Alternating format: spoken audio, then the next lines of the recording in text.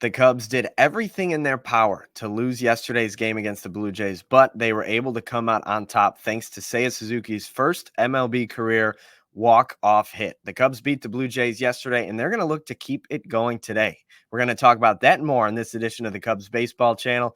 Make sure to like and subscribe. Get in that comment section. Let us know how Seiya Suzuki's walk-off hit made you guys feel yesterday. But for now, here is your invitation to our show.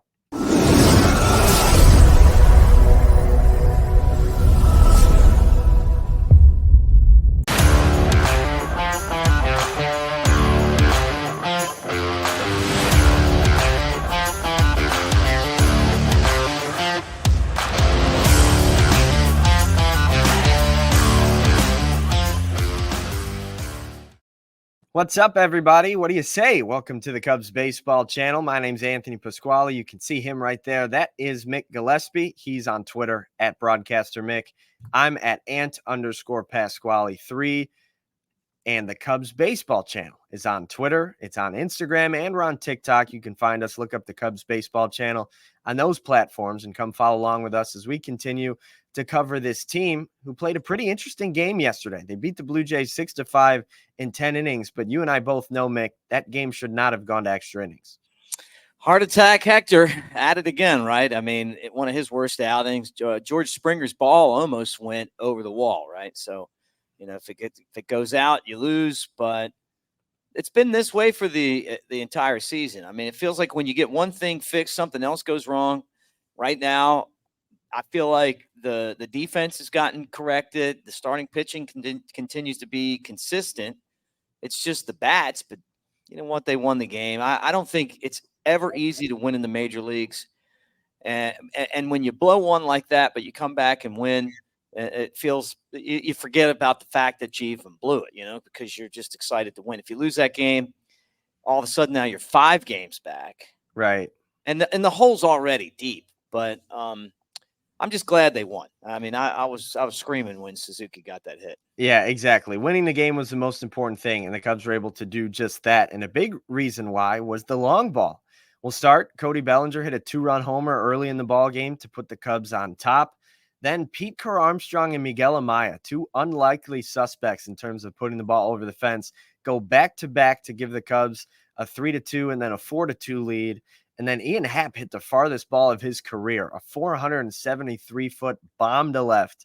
All the Cubs runs were scored on homers. What were your thoughts on the slugging from the Cubs yesterday?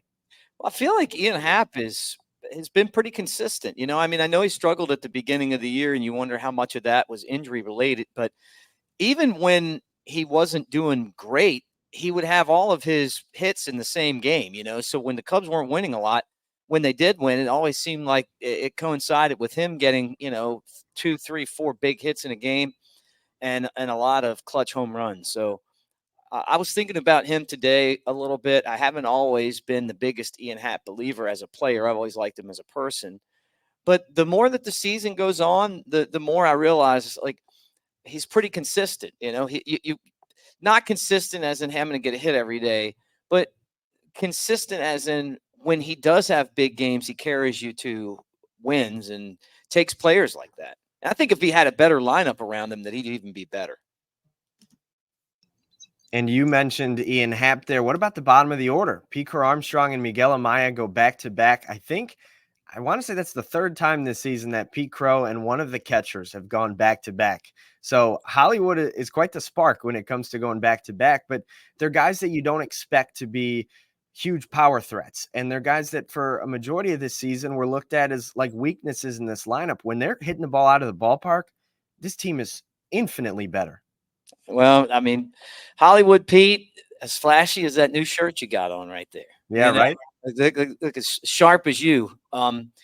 He's starting to figure it out. I mean, it's not there yet, but you see it. And I'm telling you guys, he can hit for power. I think he can drive runs in. You can see how fast he is. Right. I don't know what the total package is going to look like in the big leagues. Is he going to get on base enough to steal enough bases to really be a threat? I think that's one of the things he's got to improve on. But the wrist action, the hand-eye coordination for him is really good. His swing's gotten a lot quieter as the season's gone on. So I wasn't surprised there. Anything you get out of Miguel Amaya is a surprise to me. But there's a lot of competition for that catcher's role, and I think the Cubs are going to go out and spend if there's the right guy available, or maybe trade for a catcher. They need a franchise catcher. So if you're Amaya, you don't want to be the odd man out. You've got to produce right now. Forget about the team. He's right now, I think he's fighting for his job. Yeah, without a doubt. And you got to give him some credit. Over his last 30 games since he made those adjustments, he's hitting 284 with 3 of his 5 season home runs in those last 30 games as well. So he's talking coming about around. me or Amaya? Amaya there. Okay. So he's been turning it up for his last, 30 games. Got to give him some credit there. And while I'm at it, I'll pull up Pete's numbers over the last month or so, which he's also been really good. 275 over the last 15 games. 2 homers, 7 RBI, 4 steals. So he's also getting very.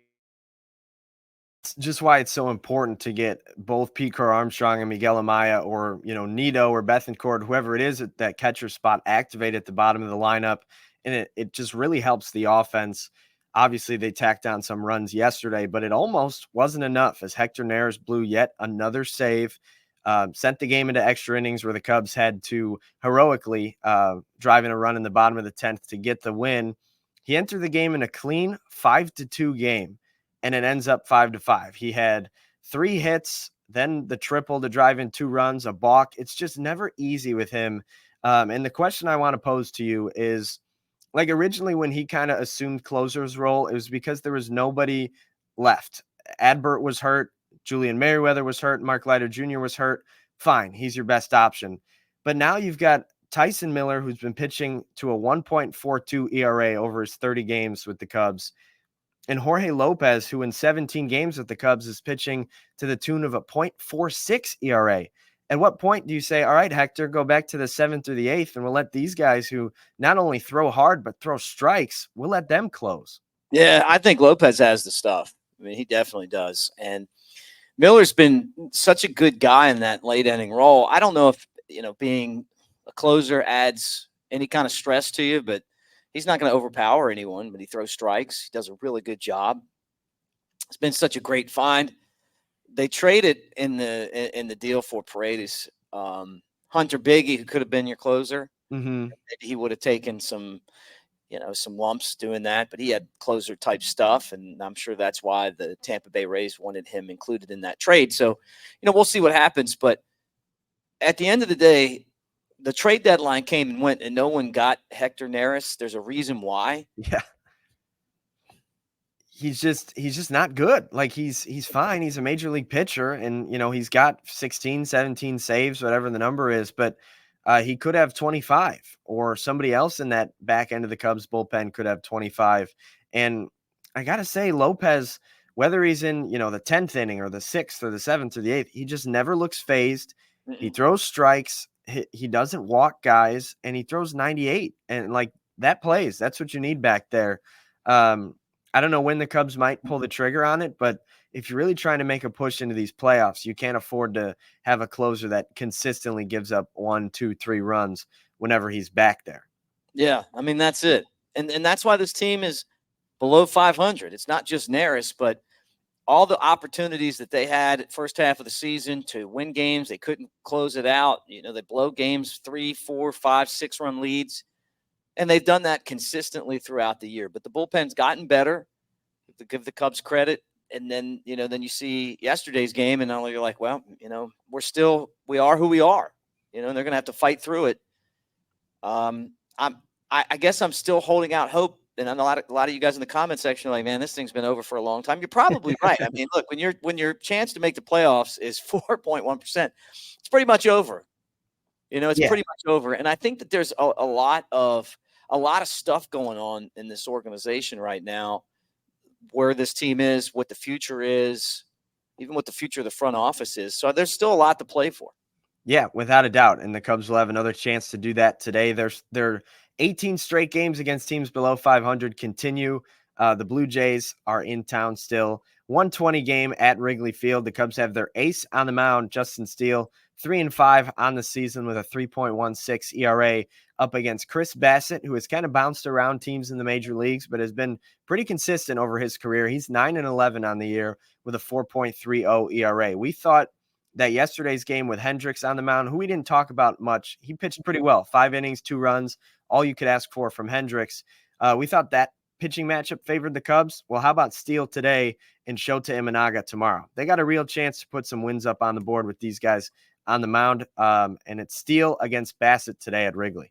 Yeah, and they got to win these games. They got to find a way to score. They got to find a way to win.